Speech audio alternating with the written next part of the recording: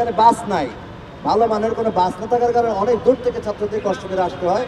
অর্থাৎ এই জমি, আবাসন এবং পরিবহন সংকট নিরসনের জন্য আগামী 7 দিনের মধ্যে এই মন্ত্রণালয় একটা দৃশ্যমান অগ্রগতির ঘোষণা এই তিতুমির কলেজকে জানাবে, সবার সামনে প্রকাশ করবে। এখানে আসন সংখ্যা, অনেকে স্টুডেন্টরা চাচ্ছে যে আসন সংখ্যা বেশি হয়ে গেছে, ছাত্র ভর্তি বেশি কারণে পড়াশোনার মান ক্ষুণ্ণ হচ্ছে।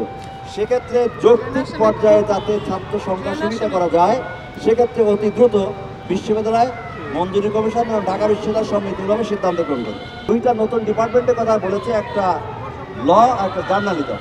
এইটি যেহেতু ঢাকা বিশ্ববিদ্যালয় সহ ইউজিসি মানে সিদ্ধান্ত আসবে এবং শিক্ষা ক্যাডারের মধ্যে এই ধরনের কোনো সাবজেক্ট নাই, সেই কারণে এটা আরও পরীক্ষা পর্যবেক্ষণ করে সিদ্ধান্ত গ্রহণ করা হবে। গবেষণাগার, ল্যাবরেটরি এবং লাইব্রেরিতে পর্যাপ্ত বরাদ্দ প্রদান করা হবে এগুলো মানোন্নয়নের জন্য, এবং এটা অতি দ্রুত এই কার্যক্রম গ্রহণ করা হবে। তৃতীয় হলো একটা বড়, শুধু নয়, বাংলাদেশের অন্যতম বৃহৎ শিক্ষা প্রতিষ্ঠান, সেখানে শিক্ষক সংকট রয়েছে এবং বেশ প্রবল।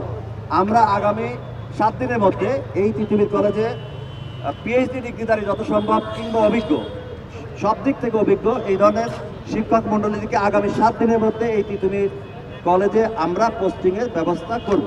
শিক্ষক মন্ত্রণালয় থেকে এটা সিদ্ধান্ত গ্রহণ করা ইতিমধ্যে হয়েছে এবং আমরা আশা করি আগামী এই 15 জন শিক্ষককে অতি দ্রুত আমরা এই তিতুমির কলেজে পোস্টিংয়ে